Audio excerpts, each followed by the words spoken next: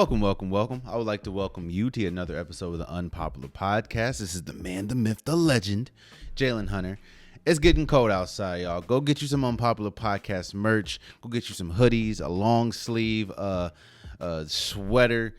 Link in the description below. Go get your Unpopular Podcast merch. Also, please subscribe to the YouTube channel. I'm trying to reach 1,000 subscribers, so anything will help. I apologize. I was gone last week. I was out of town, and I had to get some things situated, and they're getting situated. So I apologize for being away for a week. But here's where we'll start this episode. So I'm going to do my Week 10 breakdown, and I guess I'll start the Week 10 breakdown with what happened last week.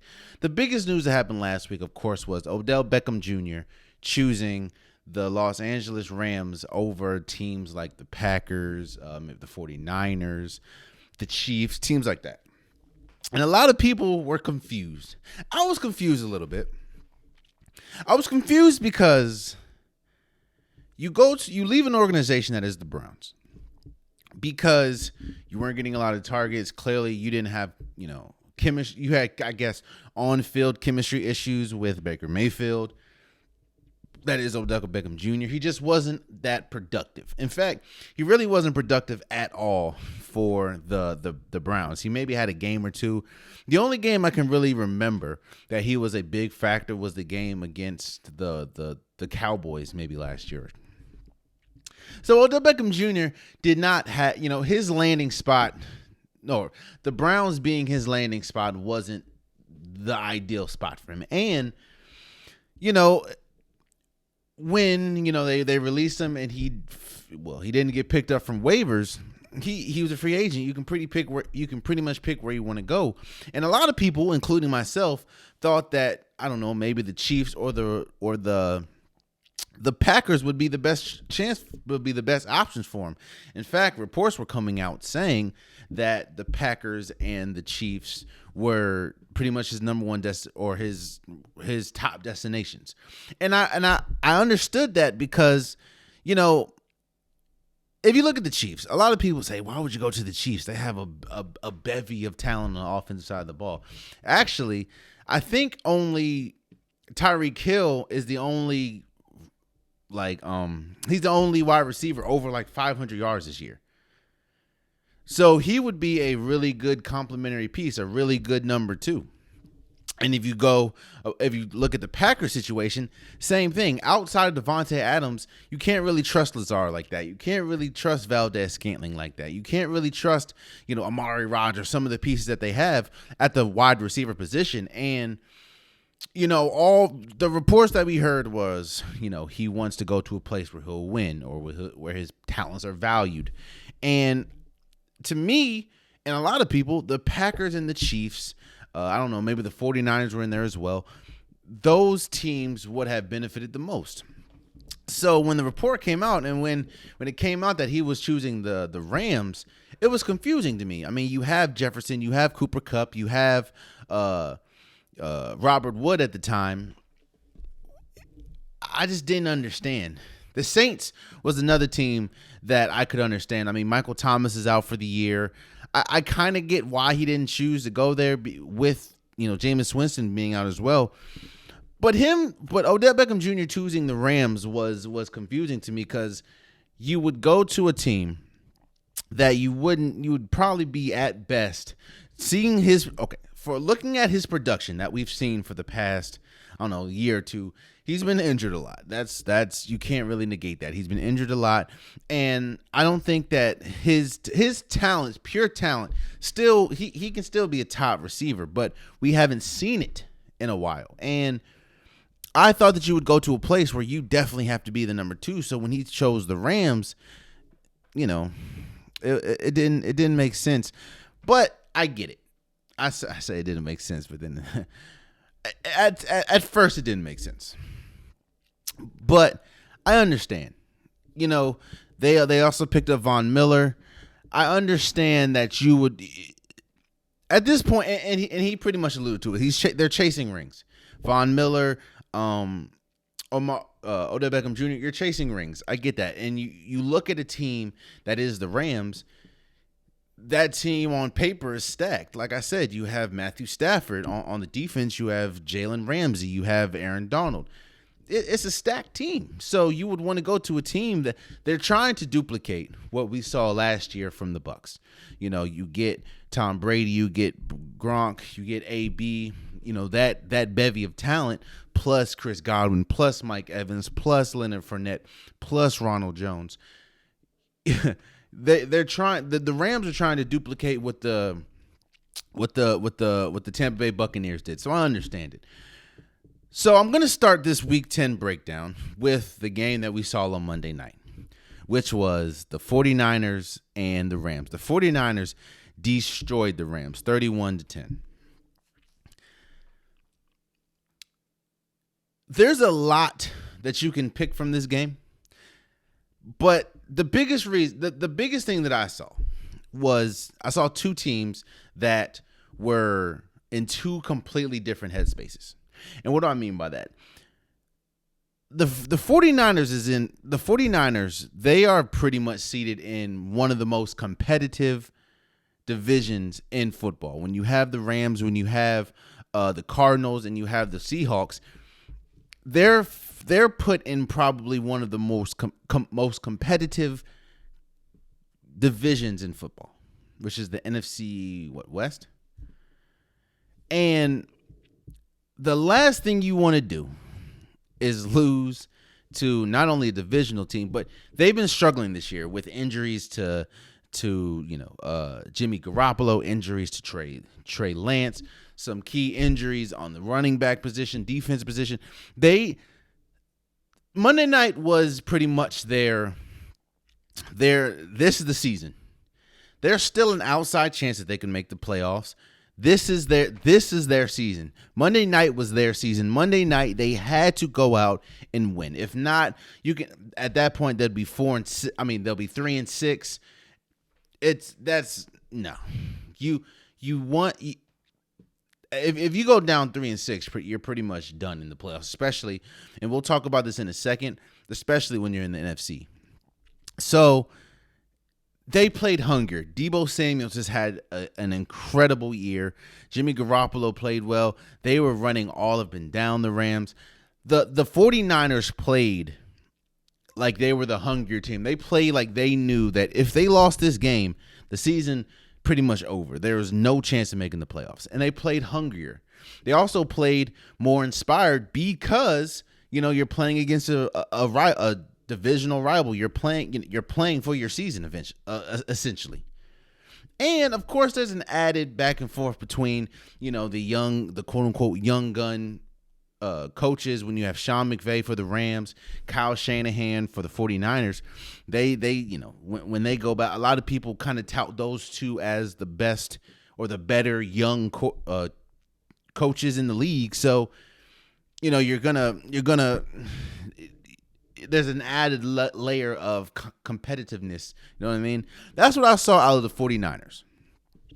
Out of the Rams, I saw a team that looked distracted, a team that was discombobulated. You saw Cooper Kupp drop a lot of passes that he typically doesn't drop. Tyler Higbee dropping a big pass. Jefferson dropping a big pass. It's just the team just didn't seem like they were in sync. There was early where Matthew Stafford was trying to force the ball to Odell Beckham Jr., who was only there for a couple days. Von Miller, it was a team that was discombobulated, a team that was, I think the bye week is going to help them incredibly. Next week, which is the bye week for them, is going to help them incredibly. You get time to learn the playbook for Odell Beckham Jr. and Von Miller, get time to build a relationship with Matthew Stafford. It just looked like they were ready for the play the bye week. Now, I'm not taking away from the win. I'm not taking away from the 49ers win because the 49ers absolutely dominated in every sense of the word. They dominated the Rams. But you can tell that the Rams just wanted to get one. What I saw is this. Going into the game, let's say the first few drives. The first few drives, you can tell that the Rams we're trying to showcase that we have two new weapons. We have Odell Beckham Jr. on the offense and Von Miller on the defense. You can tell that they were trying hard to showcase them. Like I said, Matthew Stafford got picked trying to throw the ball to Odell Beckham Jr. And a lot of people were asking why Odell Beckham Jr. wasn't in the game at the end, because he doesn't know really. Every team does, 2-minute warning and 2-minute drills differently. So a team that you've only been there for a couple days, you're not going to know how they run. So that's why you didn't see him. But you can tell early that the Rams were trying to showcase and trying to, get Odell Beckham Jr. and, get him involved. They tried to showcase Von Miller a lot on the defensive side of the ball.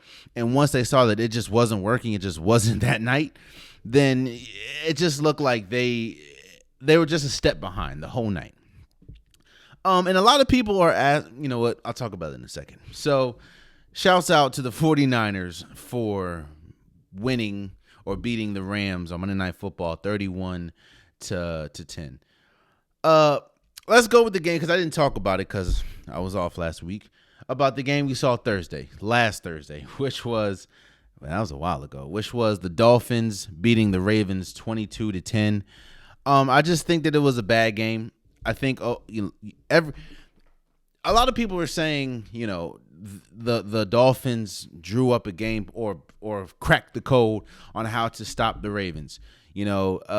No, I just think Lamar Jackson had a bad day. The whole team pretty much had a bad day. I'll talk about it in a second, but I just think that the team just had a bad day.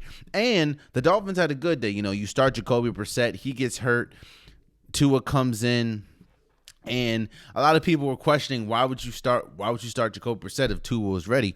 I think that Brian Flores is just looking for answers. Not saying he's a bad coach. I just think this team shouldn't be 3-7 at this point.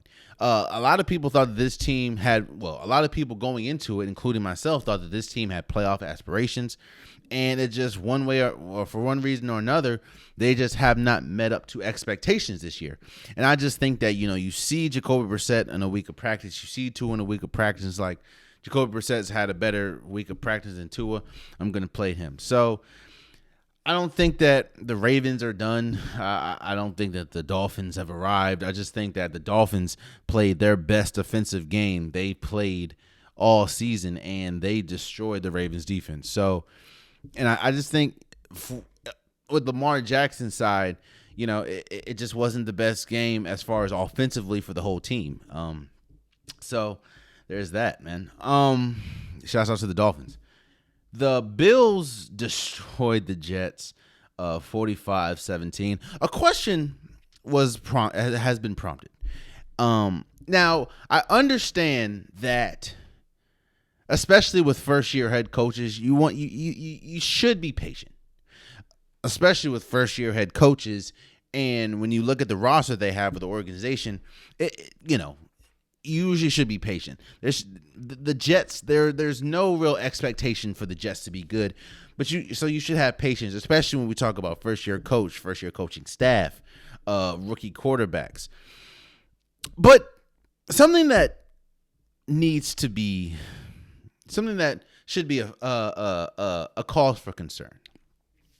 Now, again, I know the Jets aren't world beaters, and I understand that you're playing against a Bills team that just got embarrassed the week earlier, I think by the Jaguars. Look, you don't expect much from the Jets. However, when you hired Robert Saleh, when you hire a coach that's known for a side of the ball, you expect that side of the ball to be good. What do I mean by that? Bill Belichick is known to be a defensive-oriented head coach. Most of the time, the Patriots defense, including now, the Patriots defense is a really good defense. Sean McVay is known for offense. The offense for the Rams are good. The offense for the Rams is their best. That's the best side of the ball. John Harbaugh, more of a running coach or more of an offensive coach. He built a whole offense around Lamar Jackson. Mike Vrabel is a rugged rugged coach. The Titans is a rugged team. You know, the team usually embodies whatever style the coach or whatever side of the ball the coach and style the coach usually runs with. When you look at the Jets and Robert Saleh was the defensive coordinator for the 49ers. Defensive coordinator that got them all the way to the Super Bowl, even though they eventually lost, but got them to the Super Bowl. So when you look at the Jets, you expect them to at least be decent on the defensive side of the ball. Not saying that they're supposed to be, a Hall of Fame worthy defense or even a good defense, but you're expecting them to be at least a competent defense. When you look at the Jets week after week after week, their defense looks like it's getting worse. Like, in fact, by the numbers, their defense is getting worse and worse and worse and worse and worse. So I'm sitting like, if Robert Saleh at best is a defensive coordinator, like if Robert Saleh, who was a defensive coordinator, now is a head coach, I get if the offense is a struggle. I get that. But the Jets defense shouldn't be this bad. Now, I'm not saying that Robert Saleh should get fired. I'm not saying none of that. What I'm just saying is it is alarming to me that a team that should be better on a side of the ball, that their coach lends his specialty or is better at, who was a really good defensive coordinator, they're just not. They're not even close to good. They don't even seem competent. I don't know how many times I see a Jets game or I see Jets highlights or whatever, and I see blown assignments, wide open receivers, running backs just running right through it. It just the defense, the Jets defense is getting worse. Now again, I understand that you should have patience for a first year coach, but it's just getting worse. And I also understand you're playing against the Bills, but this is what this is multiple times that the Jets have allowed more than 36 points. That's all I'm saying, man. This is something really, I think it's a cause for concern. Even though it is a first year head coach, at least being a defensive coordinator, you should be able to at least get the defense. I'm not gonna say right, because again, the Jets is a trash organization, but at least it should look competent, and it doesn't even look competent. That's crazy. But shouts out to the Bills for beating shouts out to the Bills for beating the Jets 45-17. Washington, probably the surprise of the weekend. Washington beat the Bucs 29-19. Before I go any further, Chase Young, last year's offensive rookie of the year, or last year's defensive rookie of the year, tore his ACL, so he's out for the whole season, or for the rest of the season. I wish nothing but a speedy recovery. I do like the fact that even though he was out for the game, a lot of people would have probably went home, would have went to the doctors or hospital, whatever.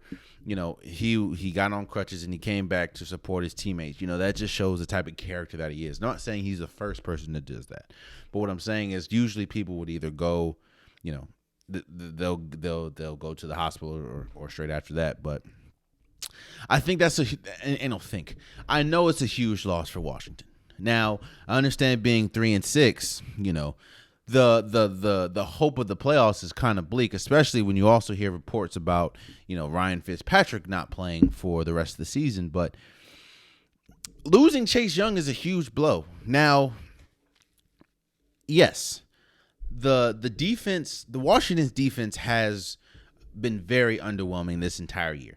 In fact, I would go as far to say Washington's defense is a big reason why they are 3-6. Not saying that the offense is there, because I still have huge reservations for Tyler Heineke being a full season starter. But the defense being so underwhelming with the big names that they have is a big reason why Washington is 3-6. But that doesn't negate the fact that you're losing your best defender. Chase Young is Washington's best defender. There's a reason why he was Defensive Rookie of the Year last year. There's a reason why going into the year, a lot of people thought that he was good enough to be the Defensive Player of the Year.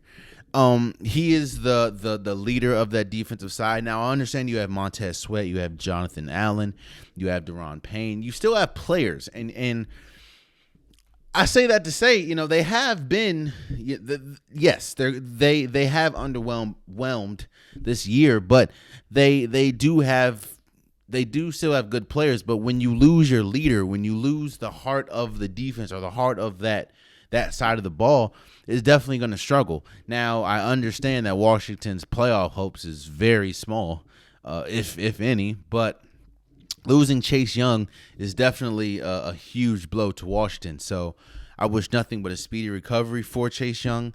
And it sucks, man. It sucks when you see a young player, a really good player get hurt. It sucked last year, and now I understand it's two different injuries, but it sucks. And not even just a young player. It sucks when you see any player get hurt. I understand that football is a violent sport. But of course, I wish nothing but a speedy recovery for Chase Young. But back to the game on Sunday, man. I don't know what to make of it. I don't know what to make of it as much as, like I said, the Bucs lost. Tyler Heineke looked good. The offense looked good. Terry McLaurin looked good, even though he went out. It was injured a couple of drives, came back, made a big play. Washington looked good. It's just, I'm not going to say, oh, the Bucs are trash now. No, I just think maybe it was a bad game. I don't know. I know that this was probably one of the first games where a big reason why they lost was because of Tom Brady. Now, I'm not saying it's the only reason, but those interceptions that he threw were bad interceptions. Like, they weren't even close. Like, I don't know what it was. It was just bad. The Bucs had a bad game as a whole. Offensive side of the ball, defensive side of the ball, special teams. It was just bad. And hey, man, shouts out to Washington for beating the Bucs. The Cowboys beat the Falcons 43-3. Before I go any further, I don't remember which episode it was, but I made a clip on my YouTube channel. In fact, for one of the episodes, I talked about Matt Ryan, and I said I was wrong about Matt Ryan. I always thought that Matt Ryan was not the problem for Atlanta. And I said I may have been wrong about Matt Ryan because it seems that he is he's a big problem for Atlanta. People have been coming at my neck on that video or the clip that it was a clip. Ooh. People have been coming at my neck. I don't know how many times, bro. You have to watch Matt Ryan. Yes, he can have a couple of good games against trash defenses and against trash teams, but when Matt Ryan is asked to play a good game against a good defense, he struggles, i.e. throwing 2 pick sixes against the Bucs, i.e. giving up 3 points. No, I'm sorry. Scoring 3 points, meaning you didn't even touch the end zone, and throwing a bad pick against the Cowboys. Not saying the Cowboys are trash. What I'm saying is Matt Ryan looks incredible against trash defenses. Everyone's going to look incredible against trash defenses, i.e., look at every team that plays against the Atlanta Falcons defense. I understand that you're 4-5 at this point, but look at all the 4. In fact, give me a second. I'm going to look at the 4 teams that the Atlanta Falcons beat. Now, I think one of them was good. I get that. If it is, I say. But I'm going to look at the 4 teams that the Atlanta Falcons beat. The 4. Atlanta Falcons beat the New York Giants. They beat the New York Jets. They beat the Miami Dolphins. And they beat the New Orleans Saints. Now, I'll give you the Saints one. The Saints, that is a good defense. I'll give you that. But what you've seen this year, can you tell me that the Dolphins is a good defense, the Jets is a good defense, the Giants is a good defense? Hey, Atlanta fans that want to come into, I appreciate the view. I appreciate the support. If it is support, I appreciate the conversation. But stop coming at my neck when I'm telling you the truth. Matt Ryan is not good. Matt Ryan has not been good. He won 4 games against terrible teams. I'll give you the Saints game. I'll give you the Saints game. The Saints is a good team when they have Jameis Winston. I'll give it to you. 3 of their 4 wins are against the Jets, the Giants, and the Dolphins. Stop talking to me. Jesus, man. Matt Ryan has not been good. I understand, you lose Julio Jones. I get that. I understand you lose Calvin Ridley. I get that. I understand your offensive line is not the greatest. I get that. I understand your running back positions, not the greatest. I get that. But how hard is it to use what you have? In fact, what we do is when we talk about Baker Mayfield, right? When we talk about Baker Mayfield, all we talk about is, you have to be able to win if you don't have all. Baker Mayfield is an incredible quarterback when all the pieces are working, when everything around him is peaches and cream. He is an incredible quarterback. Baker Mayfield struggles mightily when when maybe his running backs are hurt, or maybe his his wide receivers are hurt. He struggles mightily. You don't really see here. Aaron Rodgers won a game this year without his number 1 target in Devontae Adams. Russell Wilson ain't had a running game, a consistent running game for a while, and you see what Russell Wilson's doing. So it's like, yes, Matt Ryan, there's a lot of pieces around him that's not functioning, but what the piece that he does have, how hard is it to get the ball to Kyle Pitts? How hard is it to get the ball to Kyle Pitts? It shouldn't be that hard. It frustrates me that these people going to my page and to my story going to my page and watch, old videos or old episodes, which I appreciate, but you're coming at me like I'm not stating facts. Matt Ryan has not been good. The only time he's been good, which has resulted in wins, is against the Jets, the Giants, the Dolphins, who, by the way, the Dolphins at this moment has won 3 games. The Jets have won 2 games. The Giants, I believe, have won, 3-2. So that's 5 altogether. And the Giants have won 3. So that's you're talking to me about 3. You beat 3 teams.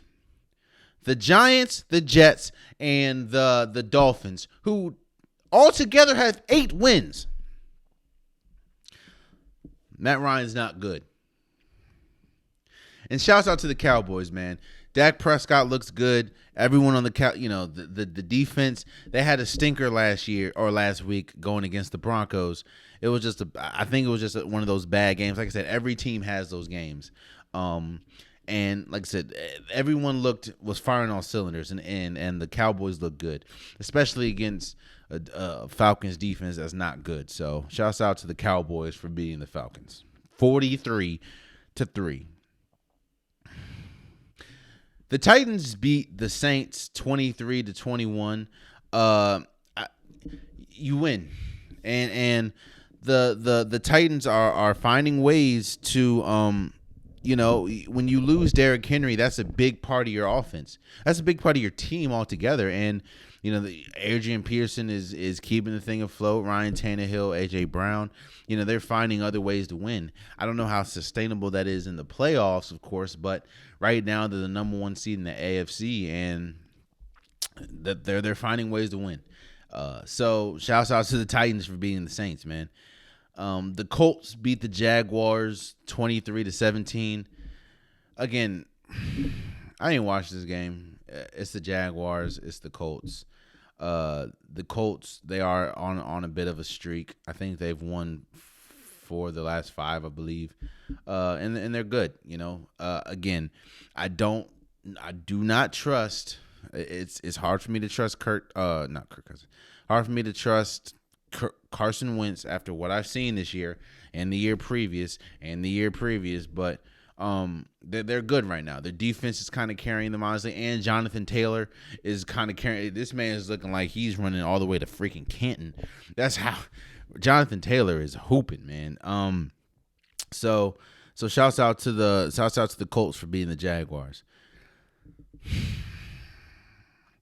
The Lions tied with the Steelers 16-16.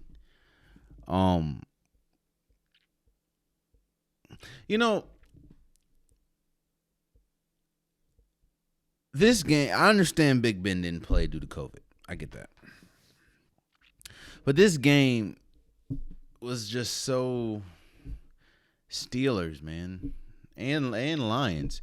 It's like, I don't know how many times I saw interception. First of all, it kind of I don't know what's wrong. Like, that kind of shows me that this game and Mike Tomlin electing to start and go with Mason Rudolph over Dwayne Haskins really shows me I don't think they have too much faith in Dwayne Haskins, because there's no way that you had more than 2 years with Mason Rudolph, so you know his limitations. And the fact that you started him, I don't know if you thought that it'll be easy because it was the Lions, but you started him over Dwayne Haskins. That's kind of alarming, especially after the preseason when I think the announcement was out that you're gonna go with Dwayne Haskins as a backup. But it did. No one deserved to win that game, and honestly, nobody did. This is a big plus for the Lions. Even though they still don't have a win in the win column, they don't have another loss in the loss column.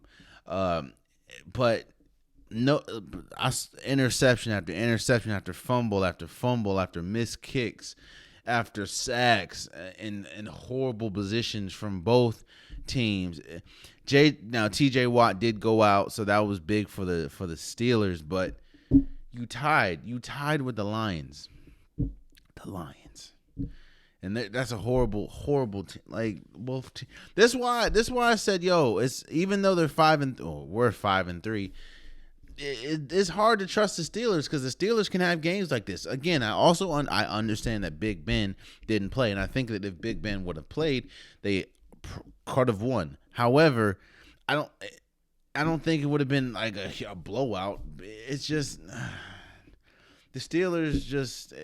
And the Lions, it was just that was a terrible game. So they both tied. The Patriots beat the hell out of the Browns 45-7. First and foremost, shouts out to Mac Jones, man. Mac Jones, just week after week, he's getting better. The Patriots defense. People keep saying the Patriots are back, right? The Patriots are a good team. Yes, don't get me wrong. The Patriots are a good team. They're pretty much being carried by their defense, and Mac Jones, he's getting better. Like I said, week after week, he's not making big mistakes. The running game, is looking good as well. The team's looking good, but when you keep saying it's back, no. No, I'm not saying that they're garbage. Don't get me wrong. Like, they're not garbage, but I don't trust the Patriots in the playoffs. They may be able to beat a team, and I if they do make the playoffs, which is looking like they will, I will come here because I remember before the season I didn't think the Patriots were going to make a playoff with Mac Jones, and if they do make the playoffs, I'll come in here and say I was wrong. But I'm not gonna say they're back. I'm just that they're good. They're a good team, and they beat up on a Browns team that you lose Baker Mayfield in the game, trying to square up with a safety for some reason. I don't know, man. The Browns should be better on paper. And I say this a lot, on paper they have the best team in the league, from the offensive line to the defensive line to the defense in general to some of the offensive weapons that they have. They have the best roster on paper, or arguably the best roster. But they just, and this is why I think that this is why there's still questions with Baker Mayfield, because it's like, And I said this going into the season. A lot of people said this going into the season. It's really going to solely depend on this team's going to go as far as Baker takes them. I understand Kareem Hunt and Nick Chubb has been out. I think Nick Chubb is back, but Kareem Hunt and everything's been out due to injuries and stuff like that. But like, there should be no reason there should be no reason the Browns that a lot of people thought were good enough, at least on paper, to at least make it to a Super Bowl. No, there should be no reason why you're losing 45-7. Like, no reason at all. And the questions are starting. The questions are continuing to mount for Baker Mayfield.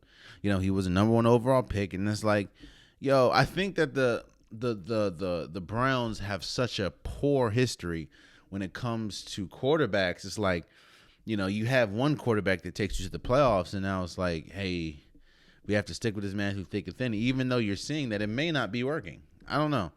Of course, it's still early in his career and everything, but it has not been working, at least this season. So, shouts out to the Patriots for beating the Browns. The Vikings beat the Chargers 27-20.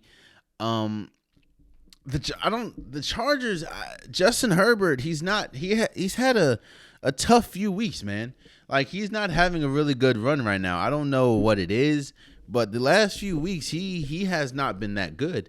And it's crazy because, in the beginning of the season, he was like, a lot of people were saying he was good enough to at least be in MVP conversations, and now he's starting to become like a turnover machine. So, and Kirk Cousins did enough to win. So shouts out to the Vikings for beating the Chargers. Another big story that happened last week, and of course I didn't talk about it because I was out, was Cam Newton gets picked up by the Panthers. Now it brings me to the Panthers beat the Cardinals 34-10. What the Panthers needed was a burst of energy. Sam Darnold just wasn't it, and it's looking like Sam Darnold may not even return this year. PJ Walker, he's cool, but he's not really an NFL quarter. I mean, he was just in the XFL. Not saying that he's bad, but he's not a starting quarterback. The Panthers have talent. When you have DJ Moore, when you have Robbie Anderson, when you have Christian McCaffrey, you have talent. You just need that spark. You need that energy. And, you saw how electric they looked with Cam Newton being back. Now, I'm not saying that Cam Newton is going to automatically take them to the Super Bowl. I'm not saying that. I'm also not saying that Cam Newton does not have his limitations. Cam Newton is not the most accurate quarterback. He has not been the most accurate quarterback his entire year or season, or entire career. So I'm not saying that he's freaking, Drew Brees with accuracy. But what I'm saying is Cam Newton is still a hell of a quarterback. He's still a really, really good quarterback. And he has an infectious personality. He has, he had people gravitate to him. And you're playing a team like the Jaguars that were pretty much, or not Jaguars, that were the Panthers that was pretty much running with their heads cut off. Frustration frustration at Sam Darnold, because this team is good enough with the defense, with the weapons that they have, that they should be better than their record. And as you saw, Cam Newton was electric. He didn't have big, huge plays, but he had 2 touchdowns. His first two possessions. Or first 2 snaps, one was, in the red zone. He ran for a touchdown. Of course, we know that I'm back. He said he took his helmet off and said that to the camera and the crowd. And the next one, he threw a touchdown to Robbie Anderson, who I don't remember the last time. I had Robbie Anderson on fantasy. I don't remember the last time he scored until before Sunday. So, I think that, Cam Newton's energy, and if Cam Newton and this Panthers team just limits the turnovers, he can make it to the playoffs, because this defense is still really good. You still have a lot of pieces on the offensive side of the ball. And for the Cardinals, they're okay. I think Kyler Murray was out. DeAndre Hopkins was out. James Conner still looked pretty good. It was, when you're going against Colt McCoy, hey. So shouts out to the Panthers and Cam Newton. And it's also looking like moving forward, Matt Rule's saying that Cam Newton is going to take majority of the week or first team snaps, which is looking like he's going to start against the Washington football team this week. So we'll have to see how that goes. But, shouts out to Cam. Shouts out to Cam. The Seahawks got shut out by the Packers 17-0. This was a sloppy game all around. I will say this. And it goes, I've been saying this for a while now, and as you can see, first and foremost, we knew that Russell Wilson coming back, missing 3 weeks, or 3 or 4 weeks, he was going to be rusty with the whole hand or finger, dislocated finger. He was going to be rusty. Not to mention, it was cold as hell in Green Bay, and it snowed that day, which I don't know how the hell they do it, but it didn't look like it snowed, but it was like blizzard snowed before the game, and of course during the game it was snowing as well. But and the cold kind of affects how you grip the ball. So a person that's been out 3 weeks, 3 or 4 weeks with the whole finger issue, coming back, it's cold, hard gripping the ball. It's the recipe for disaster. And it wasn't good. He was pressing a lot. He was trying to force the ball to Tyler Lockett, trying to force the ball to DK Metcalf. The run game was okay. The defense wasn't that well. The defense held up, but Aaron Rodgers didn't play that well either. In fact, nobody really played that well. It was just the Packers did enough to win.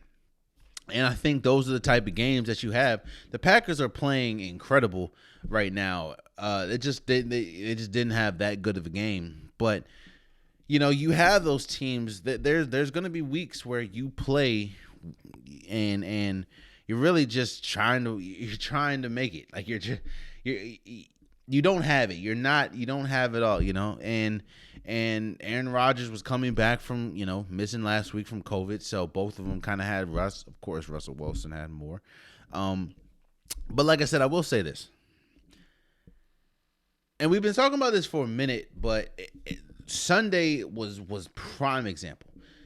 The Seahawks, you can have flashy parts to a car, but if the engine is not working, them flashy parts don't mean nothing.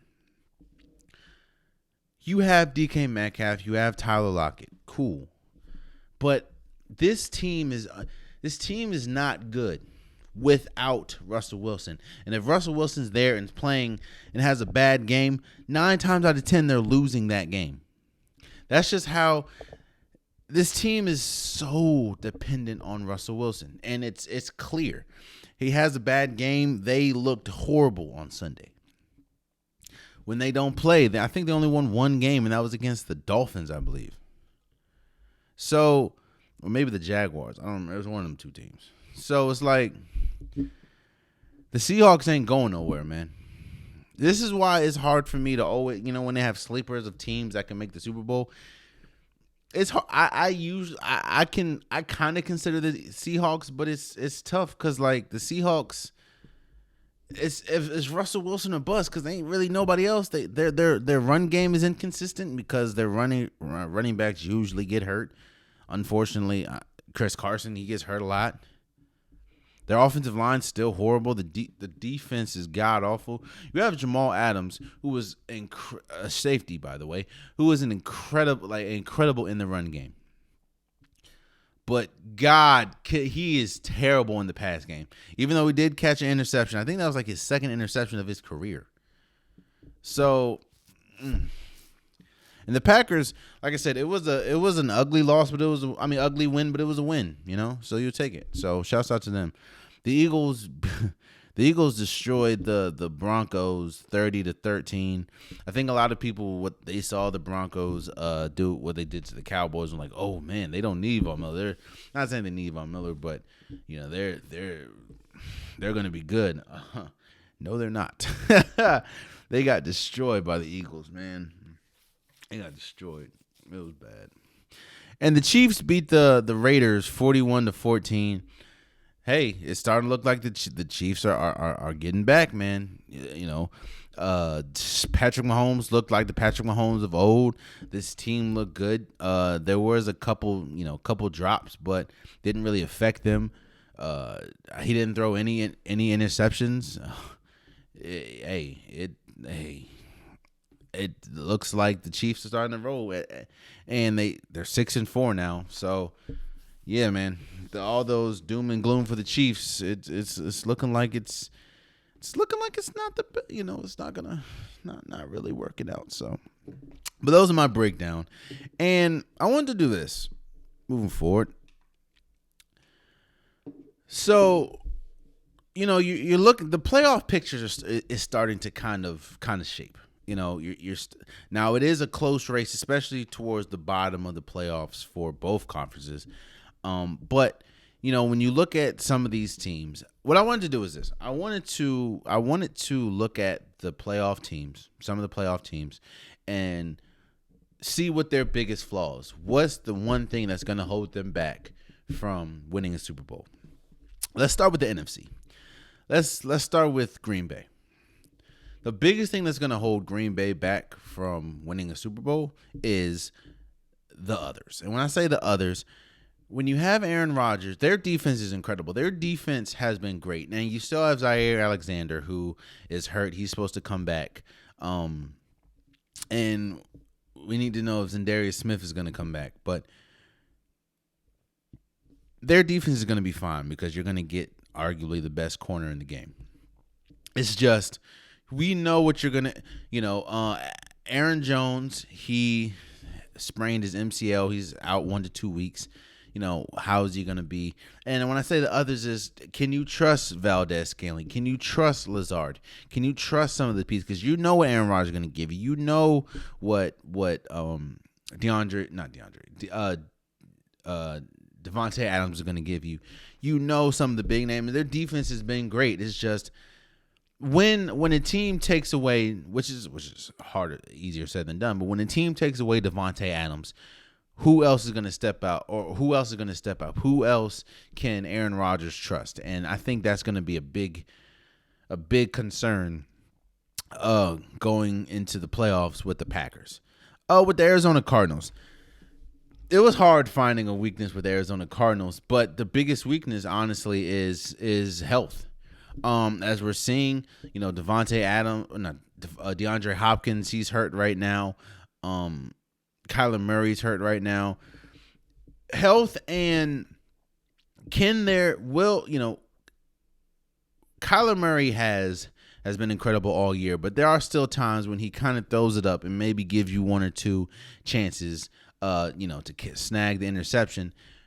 Are those chances going to hurt them? You saw in the Super Bowl with the 49ers and the Chiefs. It was one play. It was a play. It was 2 plays, actually.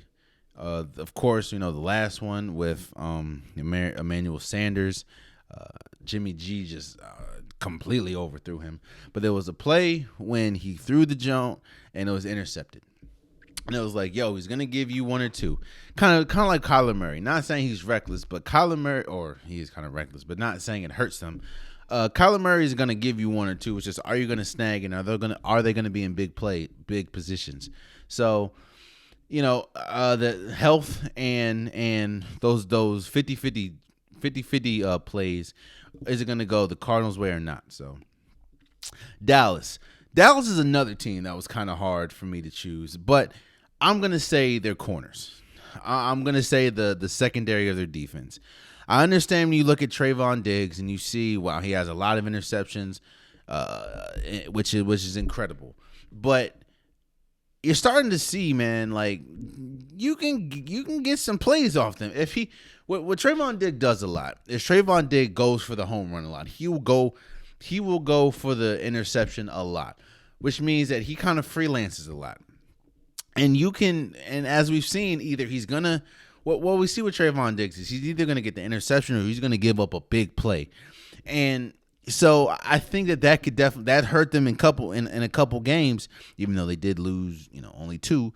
That's hurt them in a couple games. So I think that the Dallas secondary can definitely can definitely hurt them, especially if, you can try Trayvon Diggs. Again, he's either going to get the interception or he's going to give up a big play. That's just how it's been this entire year. So the Tampa Bay Buccaneers, definitely their secondary.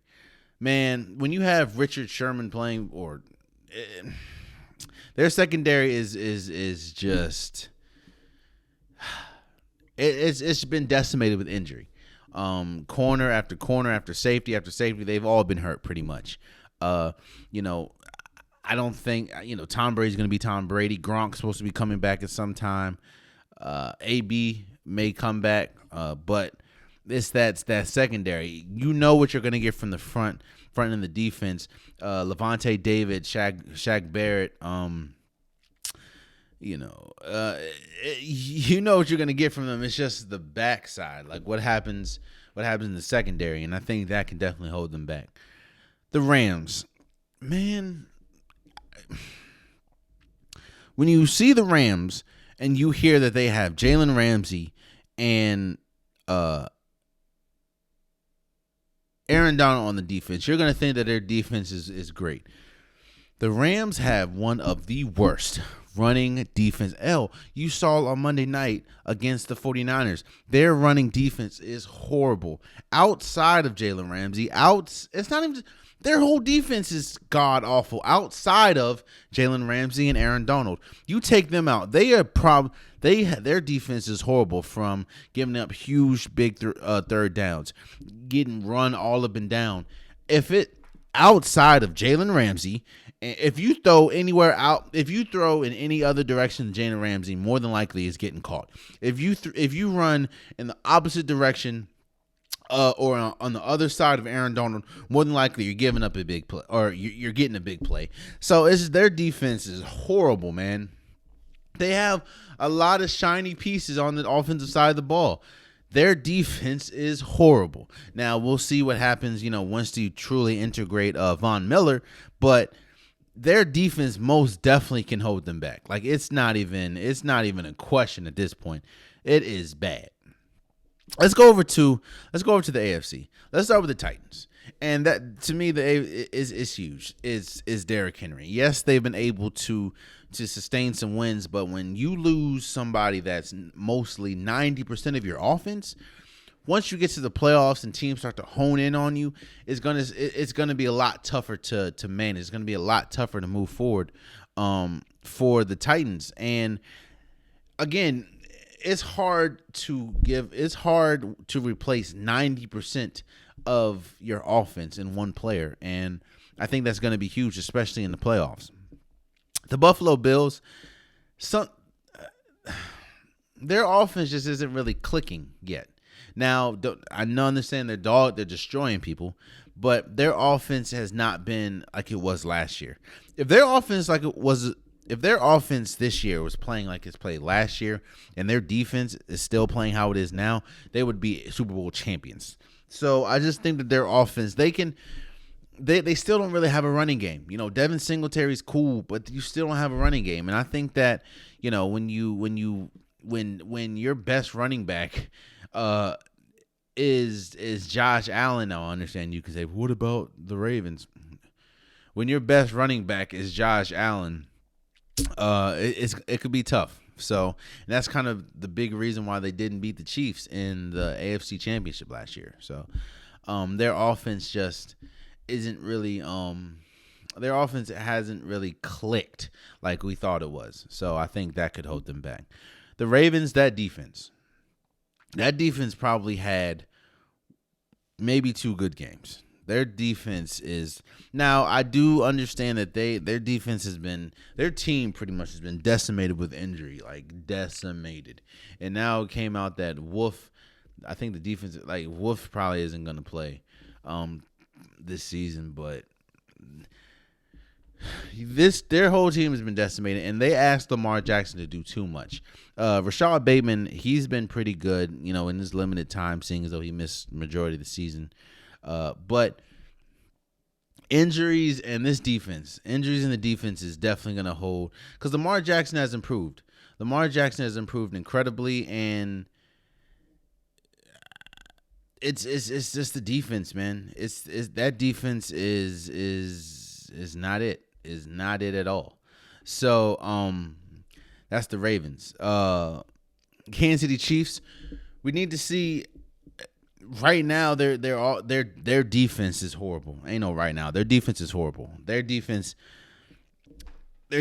forces their offense to have to overextend. Even with Patrick Mahomes, even with that team, their defense is bad. Outside of Tyrann Mathieu, no, their defense sucks. So their defense, the Chiefs' defense, definitely is what's going to hold them back. The Pittsburgh Steelers, their offense. I don't know, man. It's tough, man. It's tough to really pinpoint because their defense is good, but their defense gives up way too many big plays outside of even though you have Minka Fitzpatrick and Joe Hayden, their defense gives up way too many big plays, especially if TJ Watt's not on the field. And for, their offense, I do not trust Big Ben to win you a game. I don't. Especially in the playoffs. So it's like all around, man. I don't know. I don't know. The Patriots, they don't really have an explosive offense. Their running game is good, but they don't really have an explosive offense. If you're in a shootout with somebody, they could do it. Even I understand that's hard to say when you just saw them put 45 on the board, but they don't really have an explosive explosive offense. I'm sorry. And I don't, if there's a shootout or if there's like a back and forth, high scoring game, I don't see them being able to keep up. So that's the Patriots, man. That's, there are other teams that definitely could make the playoffs. Like, we have to see what happens with the Chargers, see what happens with the Bengals, see what happens with the Raiders, the Colts, the Browns. Even though they've been playing horrible outside of last week, the Denver Nuggets, the Denver Broncos. Even on the NFC side, the Saints could still make some noise. The Panthers, the Vikings, the 49ers, even though they are 4-5. So, it's definitely some teams, but those are the teams that I'm gonna talk about. So, yeah, man, let's talk about some college football. No, let's not talk about college football. So the NBA season has, we're early into the NBA season. There's a couple teams that are exceeding, expectations, and I'm gonna see, are these trends or are they here to stay? Let's first start with the Washington Wizards. Washington Wizards right now is number one in the NFC or in the East. They're 10-3. I think they're a trend, but I don't think that they're bad. First of all, I don't think that they're good enough. I don't think that they will be good enough, especially towards the end of the season, to, of course, maintain being atop of the Eastern Conference.